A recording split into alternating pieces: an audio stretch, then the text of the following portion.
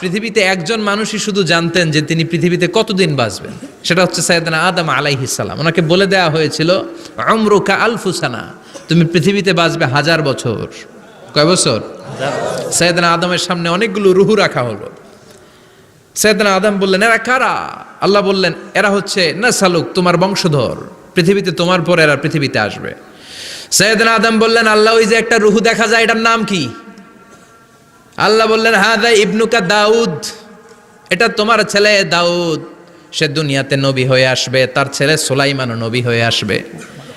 সাইয়েদনা আদম বললেন, মাবুদ, আমার ছেলে দাউদের কত বছর হায়াত আপনি দিয়েছেন? আল্লাহ বললেন, 40 সানা, মাত্র 40 বছর, 4 ইয়ার্স, 40 বছর তোমার ছেলেটা বাঁচবে।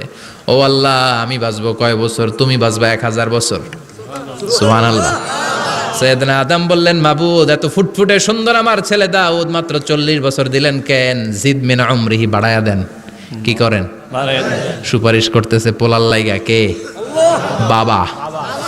আল্লাহ আপনি বাড়ায়া দেন। আল্লাহকে বাড়ানো যাবে না, লেখা হয়ে গেছে।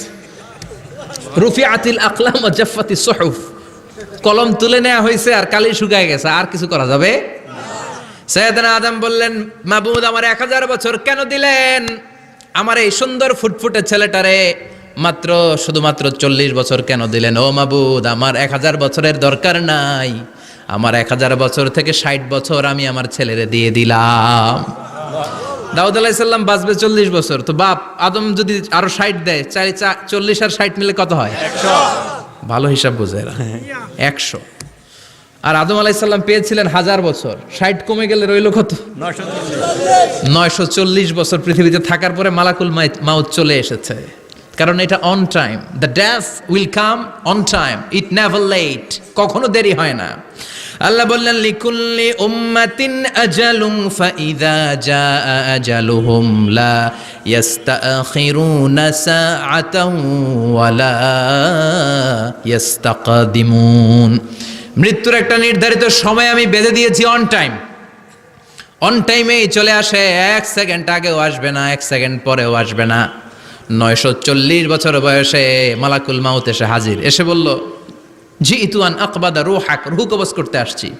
আদম আলাইহিস সালাম বললেন, রূহ কবজ করতে আসছো মানে? আমি বাঁচবো তো 1000 বছর। কয় বছর? মালাকুল মাউত বললেন, না না, ওই যে আগের কথা স্মরণ করেন, আপনি 60 বছর দিয়ে দিয়েছিলেন। কয় না, আমি দেই নাই, আমি আরো বাঁচুম, আরো 60 বছর পাওনা আছি, আমি দেই নাই। মালাকুল মাউত বললেন, আপনি দিয়েছেন? আদম বলে, দেই নাই। মালাকুল মাউত বলে, আল্লাহ ঘটনা দেখেন, দিয়া কয় দেই নাই। আল্লাহ কয়, থাক, কথা কইস না, আয়া পর। সুবহানাল্লাহ পড়েন। নাসিয়া আদম ফানাসিয়া বানু, ভুলে গেছেন উনি। আমরা ভুলে যাই, আমরা খেয়ে বলছি খাই নাই, নিছিলাম পকেটে, কয় নেই নাই। এরকম ডাকাইত আছে না নাই? নাসিয়া আদম ফানাসিয়া বানু, বিশ্বনবী বললেন, আদম ভুলেছে তো তার সন্তানরাও ভুলে যায়। জাহাদা আদম ফা জাহাদা যুররিয়াতু, আদম অস্বীকার করেছে, তার সন্তানরাও অস্বীকার করে। সেদিন থেকে আল কিতাব ওয়া শুহুদ, মানে লিখে রাখার সিস্টেম আর সাক্ষীর সিস্টেম চালু হয়েছে। সুবহানাল্লাহ পড়েন। সুবহানাল্লাহ। 940 বছর বয়সে মালাকুল মাউত এসে আদম আলাইহিস সালামের রূহ নিতে পারে নাই। উনি 1000 বছর যখন হয়েছে তখন এসে সাইয়েদনা আদম আলাইহিস সালামের রূহ কবজ করেছে। যেই দিন পৃথিবীর প্রথম মানব, প্রথম নবীর রূহ মালাকুল মাউত দুনিয়া এসে কবজ করেছে, ওই দিনটাও ছিল জুমাবার। সুবহানাল্লাহ। আল্লাহু আকবার।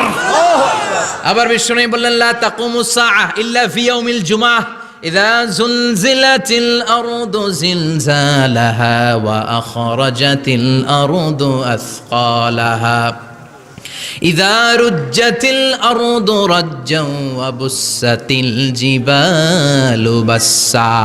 কিয়ামতের দিন পৃথিবীটাকে একটা প্রকম্পন দিয়ে কাঁপিয়ে দিবে কে? আল্লাহ। মারাত্মক একটা ঝাঁকুনি দিবে আল্লাহ, পুরো পৃথিবীটা কেঁপে ভেঙে চুরে খান খান হয়ে যাবে। এই ঝাঁকুনি আর আর্থকোয়েক, ভূমিকম্প এর ঘটনাটা যেদিন ঘটবে ওই দিনটাও হচ্ছে জুমার দিন। চিৎকার করে পড়েন সুবহানাল্লাহ।